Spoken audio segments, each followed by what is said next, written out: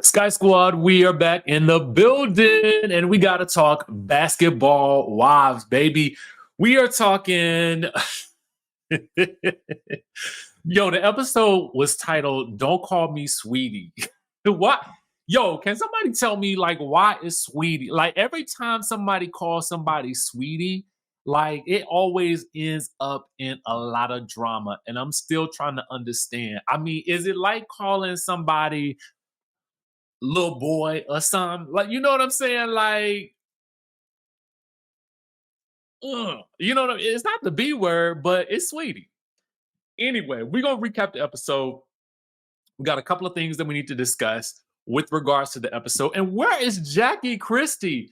She was not in last week's episode. She's not in this week's episode. The only reason that you know Jackie is still on the show is because they all talking about her. And then B, she's doing voiceover for the transitions. You know what I'm saying? You can hear that. But outside of that, we don't see hide nor hair of Jackie Christie. Probably because she found out that Evelyn had dug up into her past and allegedly, okay, alleged past, okay. Let me put the alleged badge up here because I don't really know what happened, whether or not I ain't seen the report. All I know is that, Evelyn is alleging that the lady was in 1987, 78, 64. I don't really know. Some time ago was, convicted of the prostitution. So I don't really know. Okay. I just know that it was way back in 1987 when these things happened. And maybe everybody was doing it in 1987. I don't know. All right. So before we get into today's video, let's talk about today's sponsor. Ladies, if you got a man and he got a little bush going on down there and it's getting out of control, and fellas too, listen, if you know your bush getting out of control, this is for you because it is officially smooth sack summer. So when you're playing in the summer sun, you want to make sure that you're groomed from your pubes to your bum. Okay. Thanks to our friends over at Manscaped, you can now make this season the smoothest one yet. The Performance Package 5.0 Ultra is the ultimate bundle to keep the boys cool while looking hot. Okay. You know what I'm talking about. More than 10 million men worldwide trust Manscaped with its exclusive offer. You're going to get 20% off plus free shipping when you go to manscaped.com and use my code SKYE, that's SKYE. And why? Because it's summertime and the trimming is easy, baby. So we want to thank Manscaped today for being the sponsor of this video. All I know is that we got to talk about the episode, okay? And it was called Don't Call Me Sweetie. Sweetie! All right, so before, side note, I want to just say a super exciting shout out to my girl Candy, Burris, Don Juan, the entire team over there, because the reason I'm a little late is because I wanted to make sure I caught the Amazon live that she did today. I don't know if you guys happened to catch it. He's just Richie Skye. Oh, okay. But some of you may know him on YouTube as DJRichieSkye. He's a multi-talented, but Listen, they promoted my newest book, The Wickedest Wives, on the Amazon Live today. And honestly, it made my year. Like, sometimes you think to yourself, like, you do these projects, you write these books, and people read them, and you hope that you read the comments and you hope that they like them. But to then see, people out there really sharing it and talking about it in such a way, it honestly has made my day. So I just have to say a special thanks to everybody, Team Candy, Amazon, everybody over there. I appreciate y'all so much, and I send y'all all the love. And I'm super, super thankful that you guys selected my book, my newest book, The Wickedest Wives, Book 2, as one of the picks for Candy's book club. Okay, so y'all head on over to Amazon.com, read the reviews, check out the books, definitely dive into the series because it is in DC. good. But I will ask him that question. Can you text? All right, so I wanted to give you guys that bit of tea. You know what I'm saying? I gotta, hype myself up. If you guys haven't subscribed to the channel, go ahead and do so. Hit that notification bell button and join the Sky Squad members community. All right, with that being said, y'all, listen, the episode, we learned so much, okay? The episode, if I had to rate it on a scale of 1 to 10, I would probably give it an 8. I like the way that this season is being shot. I know that a lot of you guys may be over Basketball Wives in general, but when I look at it from the perspective of the editing and how the episodes are put together, I really do have to say that I feel like they've stepped it up a bit in terms of little things that I noticed in the edits and the gloss and the sheen of the show. I just feel like, again, it really gives me those sort of Selling Sunset vibes. It also gives me a little bit of like Netflix vibes. So VH1, y'all, or MTV, whatever, what Paramount, whatever y'all doing over there for this show, okay, I am here for it in that regard in terms of direction. I do think that y'all need some new cast members, but we have to talk about that in another episode, okay? I can only give y'all so much in one day. Anyway, Brandi is going to pick up Jason and her son from the airport. She's still upset a little bit about, Evelyn coming at her a little crazy, a little sideways about inviting Jackie Christie to the dinner party that Jackie Christie did not come to. So honestly, it's really much ado about nothing to me. It really is. It's much ado about nothing. I feel like Jackie didn't show up. Okay, and that's that on that. End of story. Like, so, okay. At the end of the day, we know what Brandi was trying to do. Brandi is doing her part to try to keep the friendship group together and try to make space for everybody. I get that. I also understand Brooke's disdain for what Jackie has said in the media about the apology. And so, because of that sore spot, I can't be mad at Brooke for not wanting to be around Jackie, especially if Jackie said that the apology wasn't real or something to that effect, right? So, I get it. But I also get what Brandi is trying to do. And there was really no malintent there, to be quite honest with you. But it's a show, right? So Brandi is operating within the mechanics of the show, to be very honest with you. That's really the case. They do a little bit of talking about, they go on some activity where they painting and popping and I don't know, making paints is something like that. The next scene that we see is, I don't know if this was the next scene that we saw or not, but we see Jennifer and her man Christian going to play pickleball with Brandi and her man. So they played pickleball. Pickleball to me seemed like ping pong, tennis. I don't really know. It don't seem fun to me. I don't know. That's just me. I don't know. Anyway, all I know is that they end the conversation and they do a little bit of talking about, Jennifer is asking, what's the secret to marriage? Because Brandi and the man been married since for 14 years. And whatever the case is, Brandi don't know what the secret of marriage is. Ask her later. Ask her around maybe year 20. I don't know. I guess the key to marriage for them might just be just choosing to stay together come with May. You know what I'm saying? I mean, I guess that's really it. That could be the key in general. They also talk a little bit about the Evelyn situation with Brandi, and Jennifer suggested they just have a conversation.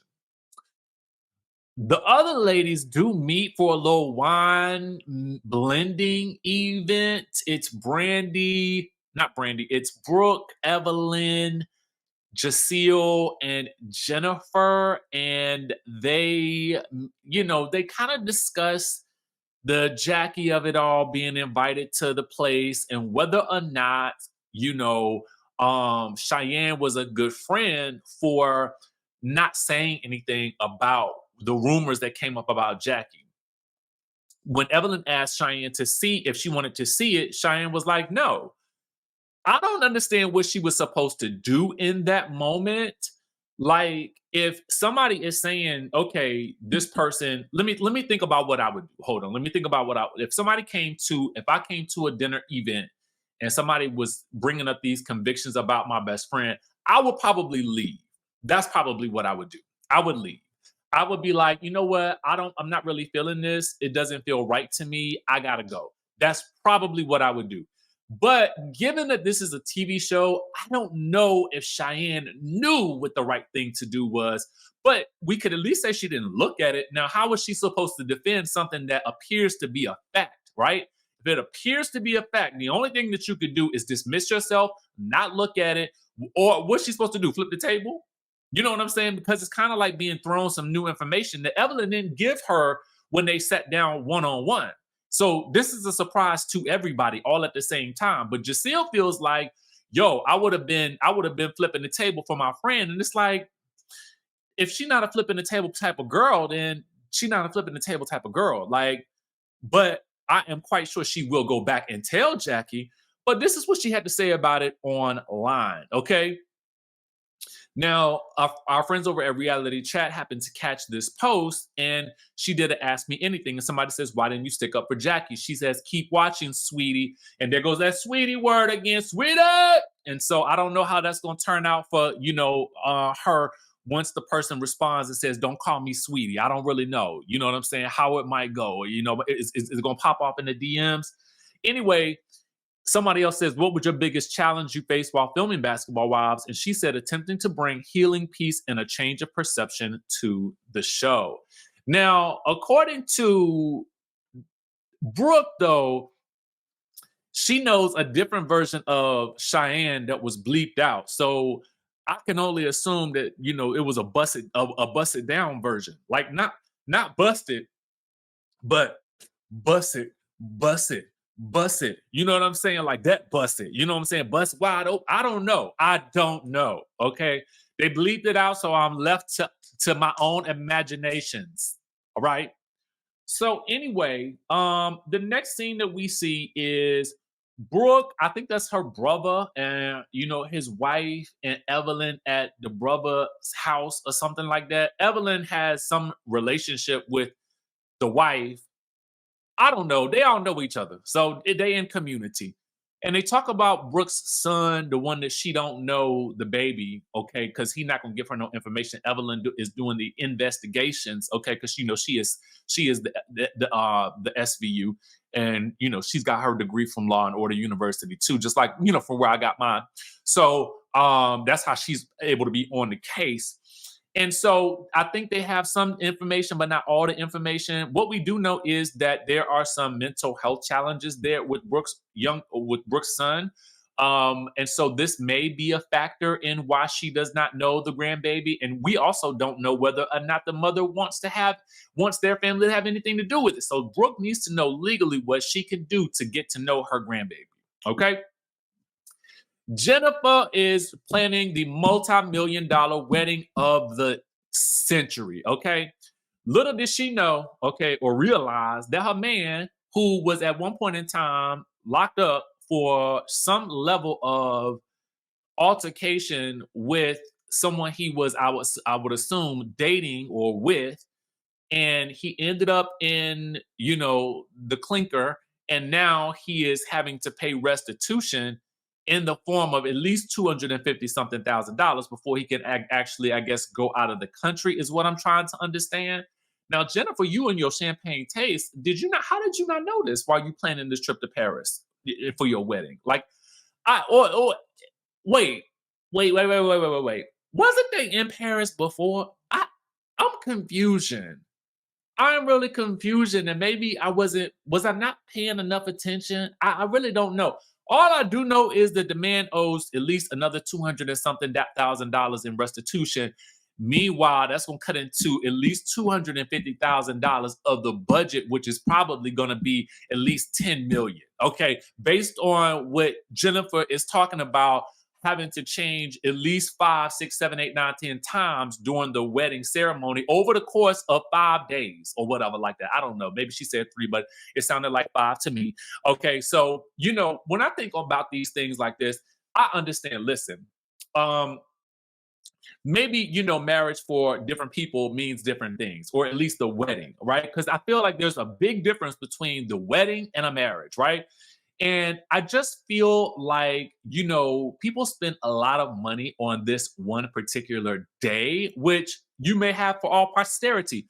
But for real, if I'm not watching that on DVD every day, if I'm not watching the replay of the live stream every day, I mean, the day is gonna be done, right? So for me, I don't know. I just feel like I would rather spend more of my money on the honeymoon than on all these people to come and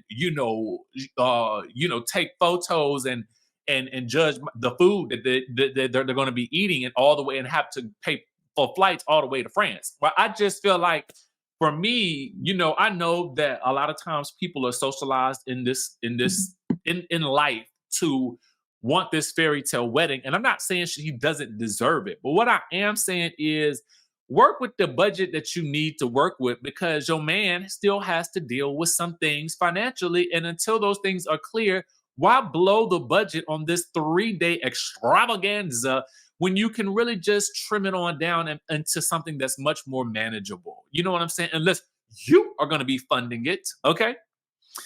And then there was some other discussion about because they were filming a video and they were talking about their deal breakers. And for her, hers is cheating or whatever like that.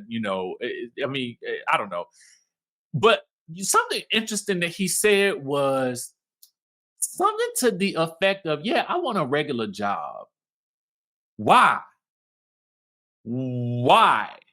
Now, I sort of understood what he was saying, but he started talking about, yeah, I'm a trader. So I guess he does like maybe the day trading and he makes his money that way. So that's an income generating activity that maybe he does not look at as like a job per se. Okay, that's fine because that is what you do to earn income. Who wants a job?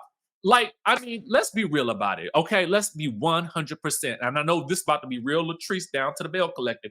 So don't be mad at me, y'all, but nobody really want to work.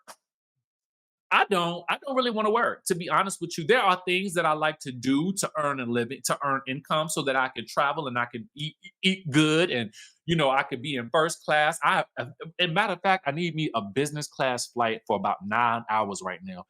That's really what I need in my spirit right now. I just need a 9 to 14 to 17-hour flight in business class where I can just lay back with my feet up up high in my face so I can really just detach from reality and just watch movies, read books, or just look out the window.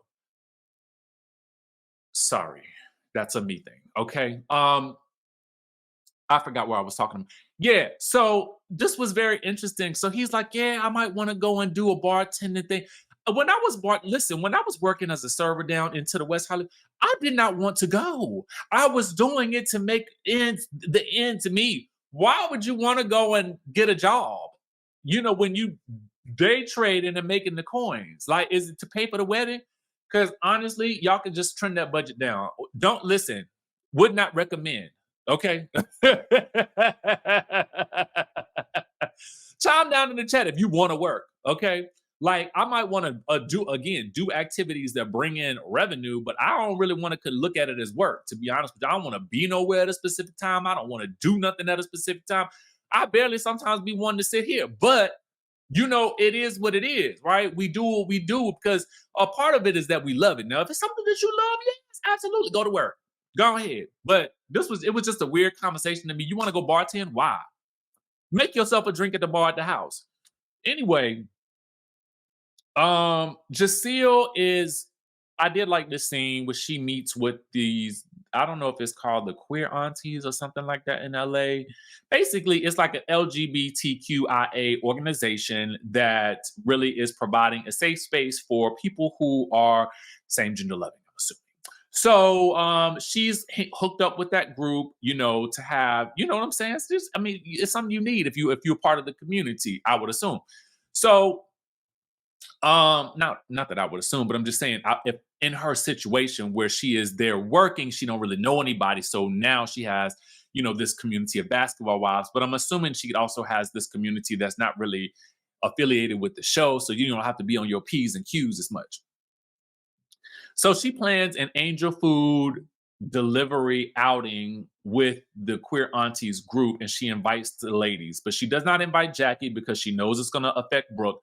And she did not invite Cheyenne because she don't know her. And she does not like how Cheyenne did not stick up for her friend Jackie.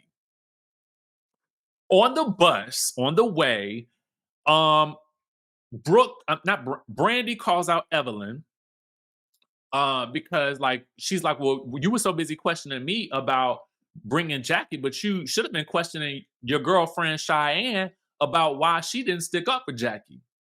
And Evelyn's like, well, I don't really know her that well. I went out to lunch with her once, and my issue ain't really with her. My issue is with Jackie. And actually, really, what she wanted to say was, my issue is with you, girl.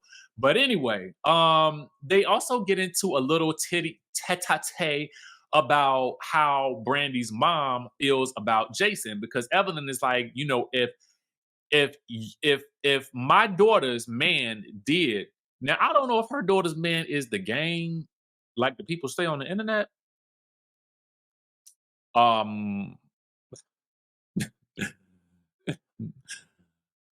so she's like, well, if I was your mother, or if my daughter had the same situation as you had, where the man said that he had been with at least 359 or something like that women allegedly, I would not like him. And Brandy is like, girl, I don't even know you yet. Why have we never addressed the past where Brandy showed up and Evelyn, Shawnee, and Tammy walked off? I know Brandy and Shawnee are good in real time, so maybe that's the reason why they don't want to revisit that. But it is kind of like the last time we actually saw y'all two interact together, because we know that y'all don't know each other that well. That was it, and we're not gonna talk about that. Okay, fine.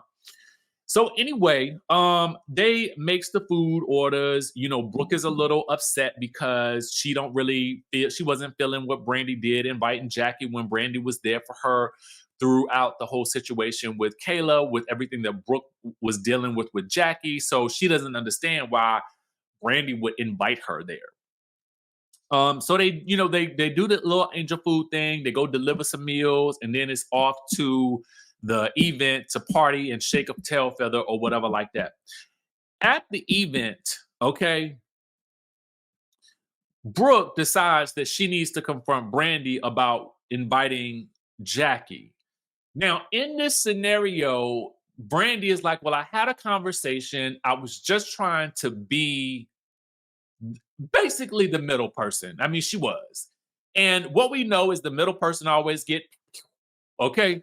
So Brooke's position is this: Jackie apologized and then took it back over comments about my daughter, okay, who is unfortunately no longer with us. Brooke does not like having to keep talking about Kayla, unfortunately. So this situation in general is triggering for her. I think a conversation with Brandy could have been had between her and Brandy about boundaries for her, because I think Brandy just coming back into the group was probably encouraged to see about bringing Jackie back around. I think that's really the case. So I don't think that there was any malintentions, but I do think that she should have talked to Brooke about it beforehand. And I think that's just everybody's standpoint for real. Evelyn's is basically like, girl, what are you doing? How is you moving? I'm gonna be protective of Brooke because you clearly are not. Okay. Now, it is a situation where Evelyn is tip tapping and toe dancing and line dancing and punani popping on a fine line by inserting herself in it. But I also think that Evelyn is of the same mind frame as Brooke for different reasons about her not wanting to be around Jackie. And I think that anything anybody does with relation or regards to bringing Jackie around is going to annoy Evelyn. So ultimately, Brooke has a breakdown. She walks out of the scene and she just is like, I cannot do this. So she leaves, and we're left in a tense space with her and Brooke, Brandy and Brooke, right? So Jaceel takes Brandy back inside to talk to Evelyn, and it does not go well at all. And so they end up in a fierce little hand in the face almost action But I don't really get the sense that either one of them are trying to fight. It's just that they're both passionate about what they're saying. And I think that Brandi is like, "What, girl, get off of me. Like, I'm trying to just figure this out coming back into the group." And Evelyn is like, "Girl, you should know better." Meanwhile, the audience is like, "Where is Jackie, Christie, and the llama? Okay, where is she at?" Because to be quite honest with you, Jackie can film by herself and still be just as entertaining. But that's why I say you need to also give Jackie some friends on this show. And I feel like that's a failure from production. I do. I feel like they are doing it. If you were going to invite Cheyenne to be a part of this group, you probably needed to also give her a full-time position, because the only way, and or at least another group of Jackie's friends, like real friends, like somebody that she could also have to film with, because Jackie is funny on the show. Whether you like her or not, whether you are team Jackie or not, she is funny and needed. So when there are episodes where she's not there, it loses some of that comedy that is inherent in this show. It's kind of like having Kathy Hilton on Real Housewives of Beverly Hills. You on every show needs a comedic factor. It does. It needs somebody that can always lighten the mood. And Jackie is also a firecracker. So when you don't have that level of fire or comedy, it really does feel like something is missing. And no amount of great production can take away from that, can distract from that, right? So those are just my thoughts. Let me know what you guys think about the episode down in the comment section down below. If you guys are watching this on YouTube, Facebook, or Spotify, or Apple, wherever you get your podcast or wherever you watch this, leave a comment. Let us know what your thoughts are. Did you enjoy the episode as much without Jackie Christie? I'm interested in hearing your thoughts. Remember, guys, also tonight we have Love and Hip Hop is back. We have The Surreal Life featuring Kim Zolciak Bierman. Okay, I don't know if you're going to be watching that right after, I'm assuming, Love and Hip Hop. And unfortunately, this is also the same night that The Real Housewives of Dubai comes on. It's a busy Tuesday. Something ain't going to make it. Okay? So with that being said, I will catch you all, of course, in the next video.